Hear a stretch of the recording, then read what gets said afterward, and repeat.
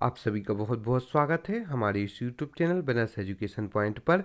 यदि अभी तक आपने हमारे चैनल को सब्सक्राइब नहीं किया है तो सर्वप्रथम आप हमारे चैनल को सब्सक्राइब करें। साथ ही साथ हमारी इस वीडियो को अपने दोस्तों के साथ लाइक एवं शेयर भी करें।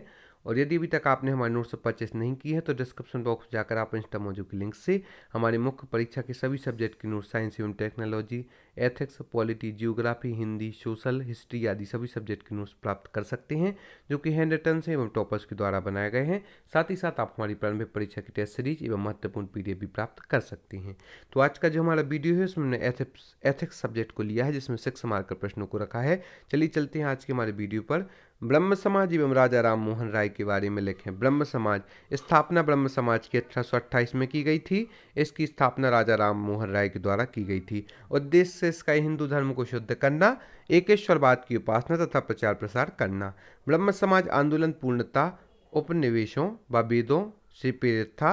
मूर्ति पूजा खंडन प्रमुख उद्देश्य था। बहुमुखी प्रतिभा के धनी राजा राम मोहन राय भारतीय धर्म व समाज सुधार आंदोलन के अग्रणी पुरुष थे। उन्होंने समाज में प्रचलित अंधविश्वास व कुप्रथाओं का विरोध किया। उनका मूर्ति पूजा में विश्वास नहीं था। वह भारत में ईसाई धर्म के प्रभुत्व को रोकने तथा भारतीय समाज की कुरीतियों से मुक्त करने के लिए उन्होंने ब्रह्म समाज की स्थापना की। एक कल्पना देखते हैं। स्थापना 1828 में की गई थी। स्थापना राजा राम मोहन राय के द्वारा की गई थी। प्रमुख उद्देश्य हिंदू धर्म को शुद्ध करना, एकेश्वरवाद की उपासना तथा प्रचार प्रसार करना।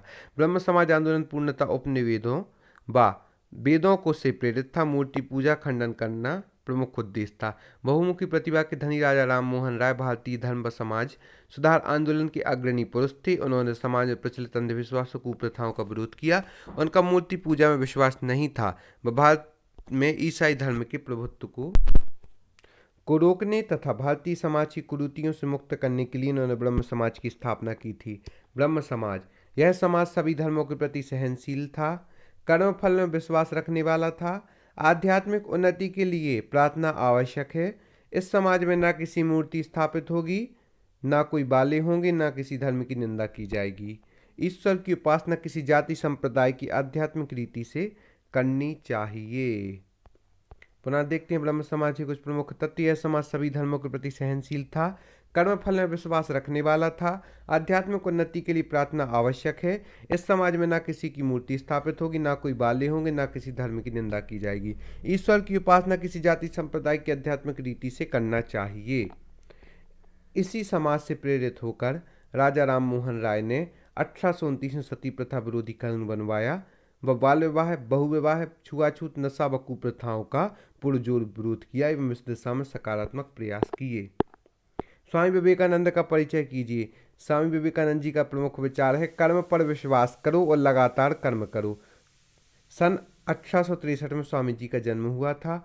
असली नाम इनका नरेंद्रनाथ दत्त था। 1893 में शिकागो धर्म संसद में उन्होंने भाग लिया था। 1897 में रामकृष्ण मिशन की स्थापना की थी। रामकृष्ण मिशन का मुख्य आधार अध्यात्मवाद और मानवतावाद था। दार्शनिक विचार के दृष्टिकोण से देखा जाए तो यह अद्वैतवाद था। यह भौतिकवाद और अध्यात्मवाद के मध्य संतुलन स्थापित करना चाहती थी। ये बहुत व्यवहारिक दार्शनिक थी जो केवल सैद्धांतिक धर्म और दर्शन के स्थान पर गरीबी और भुखमरी की भी चिंता करते थे। अथक प्रयासों की बातें करते थे, कर्म की बातें करते थे।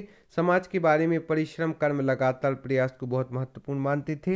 ये समाज में भेदभाव के विरोधी थे, जैसे अमीरी, गरीबी, जातिवाद, अस्पृश्यता, भेदभाव आदि। ये प्रत्येक मनुष्य को आगे बढ़ने के लिए, समाज को अवसर देने के लिए पक्षधर थे। ये विश्व संघर्ष के बदले विश्व बंधुत्व का परिचय देते थे।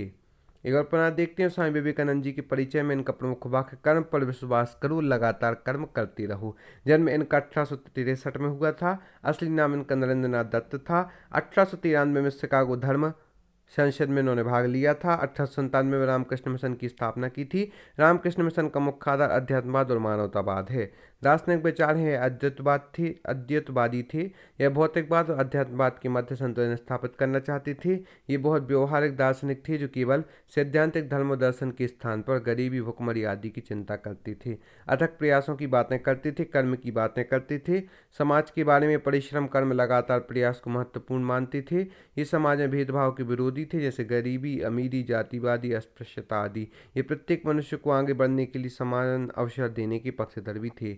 ये विश्व संघर्ष के बदले विश्व बंधुत्व का परिचय देती थी। स्वामी जी की शिक्षा संबंधी विचार मनुष्य की कई समस्याओं की जड़ अशिक्षा में है। शिक्षा का केंद्र बिंदु चरित्र निर्माण होना चाहिए। शिक्षा के अनुसार ही हमारे विचार और प्रयास स्थापित होते हैं। वे तथा कथित अत्यधिक औपचारिक अंग्रेजी शिक्षा प्रणाली के विरोधी थे, क्योंकि इससे मनुष्य में मानवता के गुणों का विकास नहीं होता। यह संस्कृत भाषा के समर्थक थे स्वामी जी। यहाँ पर हम आपको एक जानकारी देते हैं, आप हमारी प्रारंभिक परीक्षा के मूल्य सार संग्रह की PDF प्राप्त कर सकते हैं, जिसके साथ यूनिट 9 की PDF बिल्कुल निःशुल्क है।